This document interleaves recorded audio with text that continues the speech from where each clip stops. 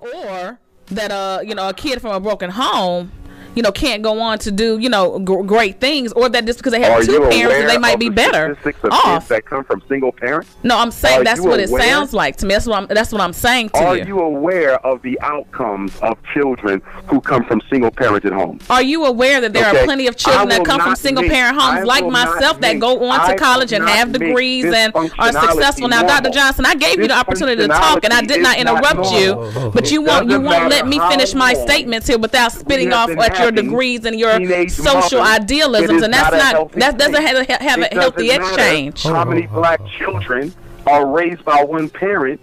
It is not healthy.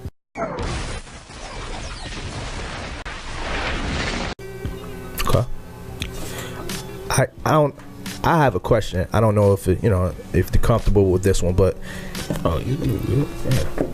I want what is your take on Brother Polight? Is there a beef between you two, or you guys just don't? I don't really beef with nobody. To be honest with you, I mean, there's been people in the conscious community who have made disrespectful, insulting videos assassinating my character. Brother Polight was one of them. But that happened some time ago. I don't hold grudges with anybody. So me personally, I don't have anything against the guy. I would just ask of anybody in the conscious community, if you ain't got something positive to say about me, just keep my name out your mouth.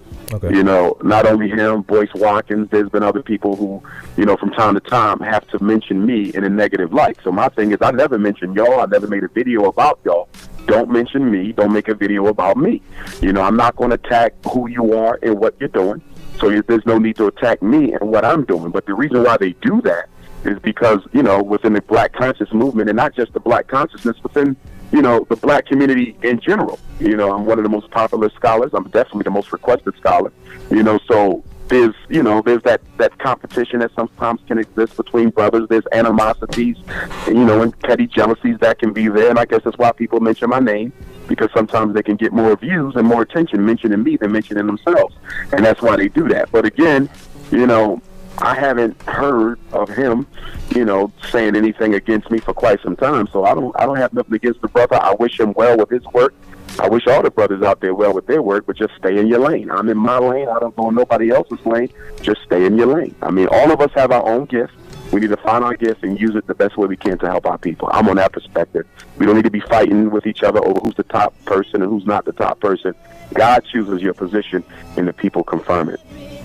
Gotcha. I mean, I really didn't think it was anything, No, I ain't got no beef. I mean, normally when somebody mentions me, I'll clap back at them, verbally, say what I got to say, and I just move on from it, But I've learned that because of my stature, I'm an international personality. Most of these guys are local, but I'm international, so I got to be very careful because people watch me all over the place.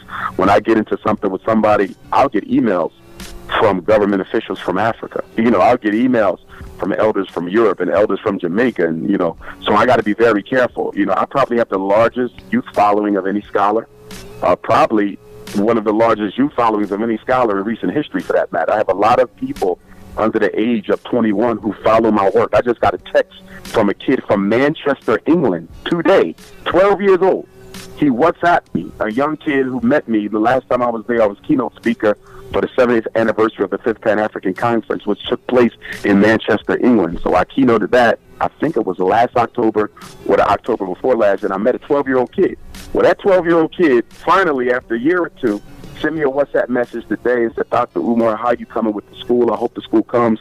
My mom plans on sending me there, yada, yada, yada. So I have to be very careful of how I conduct myself. I recently had a situation with a brother, and I didn't really respond to that situation in the way that people would have expected Dr. Umar Johnson to. So in 2017, I've committed myself to trying to always put the best foot forward and show our young people how they should handle conflicts within the community. Because I'm going to get more attacks because I'm too successful. So I'm going to get more attacks.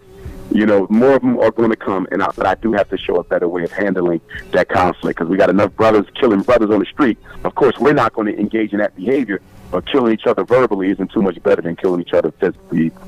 Amen. I was just about to chime in and say that because of current situations that are occurring in society now, in which we constantly, and it's so ironic that you even mentioned that, because as we constantly mention how the system is definitely, you know, played against us, and it's caused for us to be in a position in which we're downtrodden to a certain extent.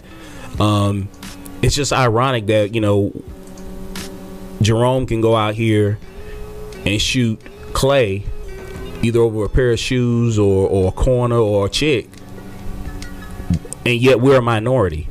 So, you know, the irony is, you know, we're supposed to be together. We're supposed to band together. We're supposed to, you know, clench that mighty fist against a common foe, but we're out here killing each other.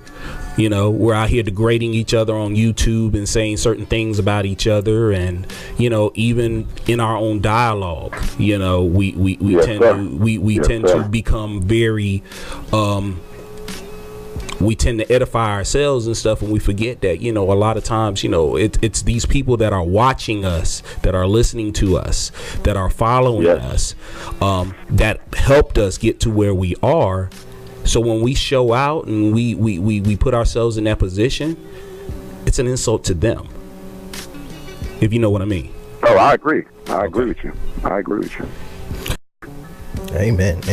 All right, I have 2 more questions, and we got about 10 more minutes left. Really, like 8. Sure. Okay. This is from Anthony Welch.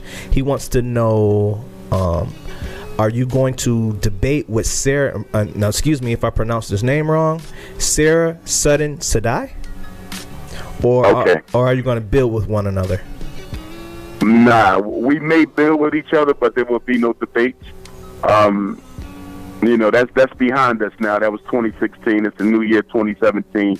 So I'm moving forward in positive energy. But one thing I am going to do, and if there's anyone listening to your show who would like to be a part of this, they can let me know. I will be hosting a first annual International Black Consciousness Convention, and it's probably going to be held in New York City. First annual International Black Consciousness Convention, where everybody who's into black consciousness, knowledge of ourselves, improving our people, can come together in politics and engage one another and strategize and begin to build the reality that we need. Because one thing about the black consciousness movement, and of course, you know, I kind of supersede that and I deal with the whole black community, not just the black conscious community, but there's a lot of contradictions in black consciousness. And I would say the biggest contradiction within black consciousness today is that we largely operate just like the church that we claim is at the center of the problems that face black people. I mean, when you hear a lot of brothers and sisters in the conscious community, they condemn the church. They say the church got our people brainwashed, the church is taking out people's money.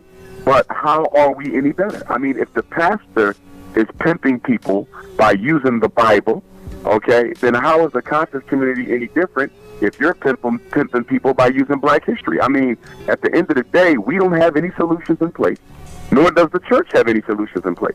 So how can you condemn an institution that you're actually imitating?